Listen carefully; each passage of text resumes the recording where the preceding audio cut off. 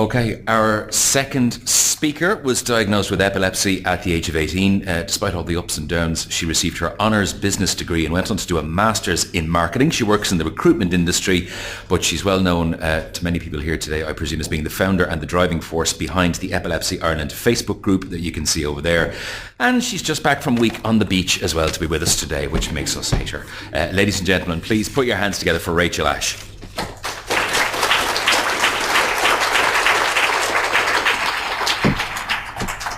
Thanks, Rick. So just to start off, my name is Rachel. I'm now 30. It's been 12 years since, my name is Rachel. I'm 30 years old now. It's been 12 years since I was diagnosed, and you would think at this point that I'd have a fairly decent understanding of how to manage it. But I still have seizures because having epilepsy is just part of my life at this stage.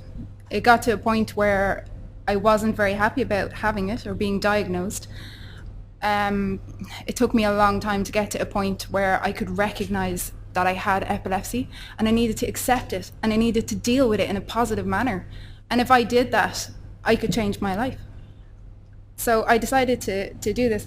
I mean, just to give you a bit of a background, I was diagnosed when I was 18. I went away on a 3-month holiday with some friends and ended up having my very first seizure.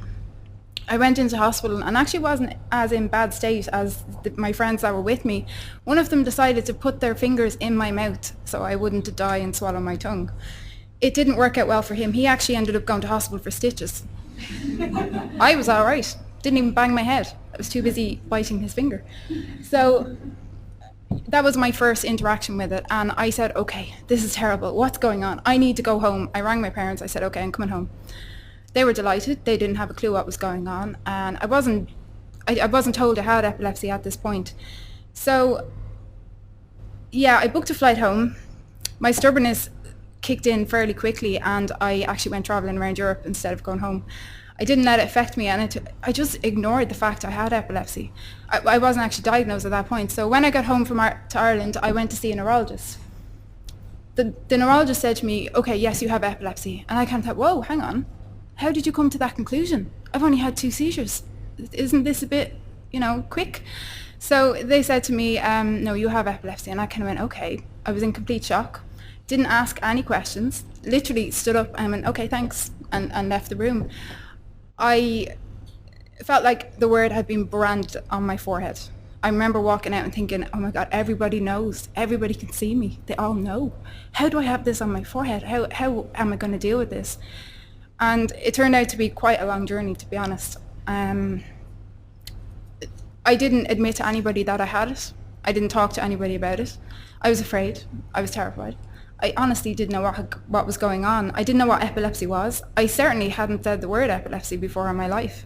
So it was time to, either take control or to sit there and be very unhappy with life. So I decided to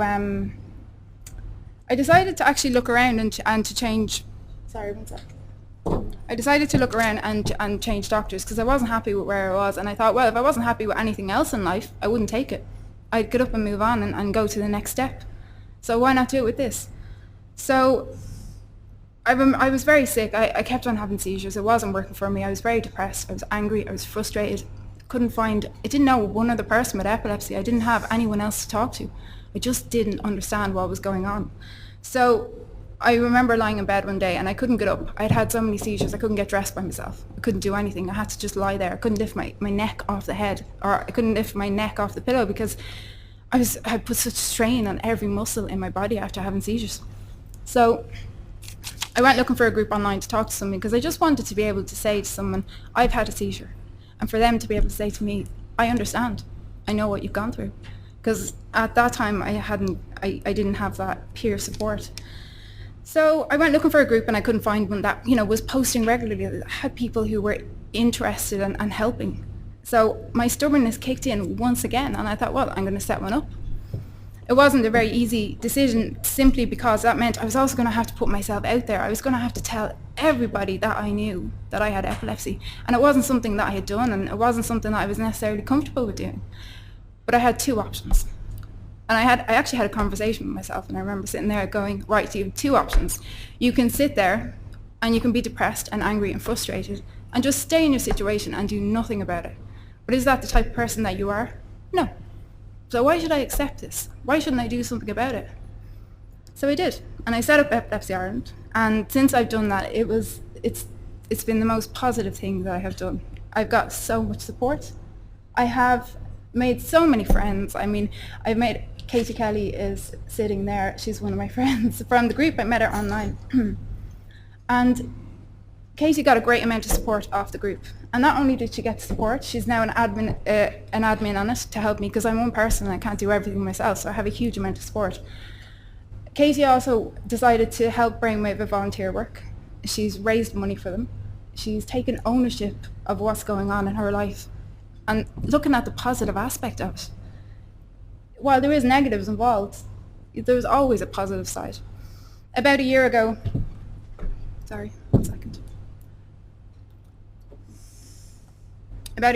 I had quite a bad seizure. Well, actually, the seizure was all right, but the place I had it wasn't the best. I was walking up to work when up the stairs into my office, and at the very top of the stairs, I had a seizure. I fell all the way down the stairs, and I went to the hospital. It turned out that I had 4 fractures in my head and a couple of clots in my head as well. So I had to go into hospital, and I was very lucky to have Dr. Doherty and his team look after me. I was in the hospital for a couple of weeks, and I got home, and it took me about 6 or 7 weeks to recuperate, which is a long time when you can do very little and you're just sitting in your own head the whole time. And as much as I had support from family and friends, I had the group. They were amazing. Like, for every single person that posted, I don't know what I would have done without it. So while I'm having all this support, it's just really nice, and for every person that posts, it's amazing. I've also gone through different stages in life where things just got tough, and you get down after you have a seizure, and you have to pick yourself back up, and it's about asking yourself, what can you do in life? As Rick mentioned, I went and I did my master's because I'm stubborn, and I thought, I'm not going to let this stop me do whatever I want. Of course I am.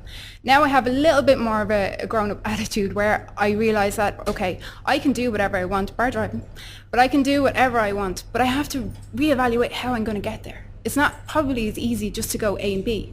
Maybe I should do A, B, C. I got there. I did it. I achieved something. I did it my way.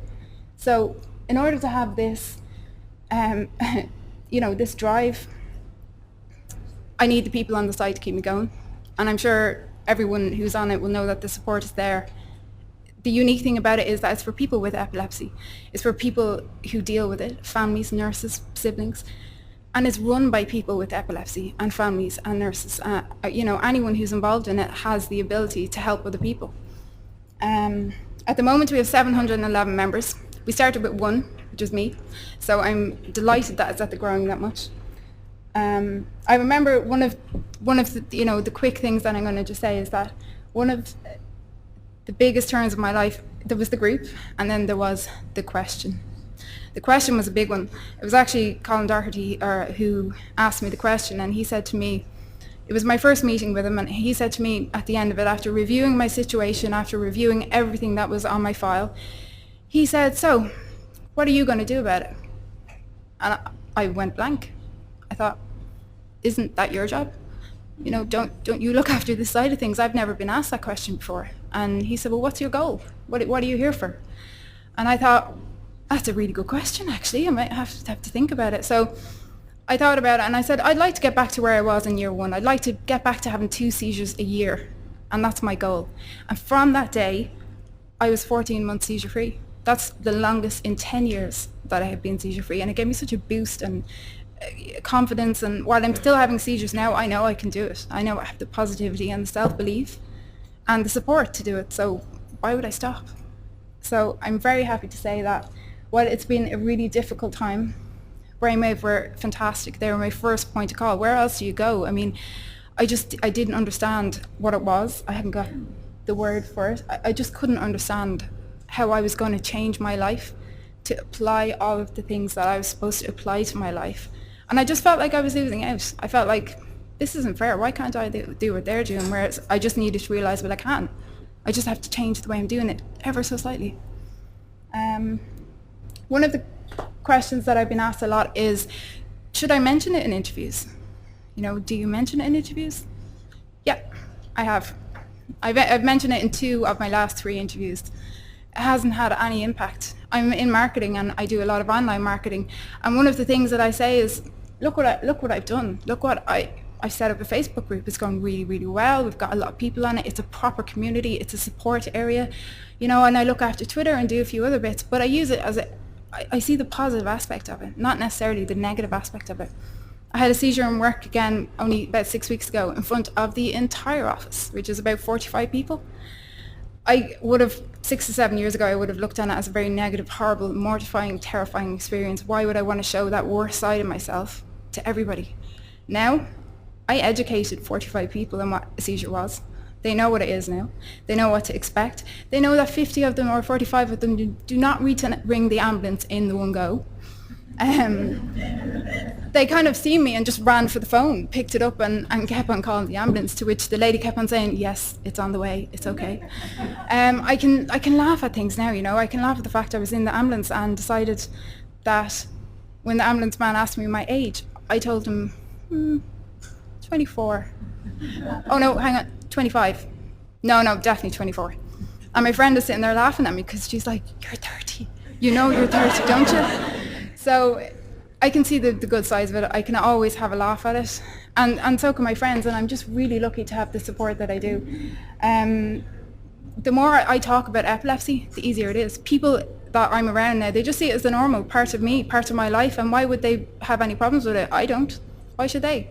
So I think it's more about a lack of information, and the more that we can raise awareness and get people talking about it, the easier it is for people to understand. So, that's my story. And like I said, Epilepsy Ireland is there, and we'd love to get more people on, and it's all just about asking questions, raising awareness, and getting your own thoughts out there. That's it. Thanks.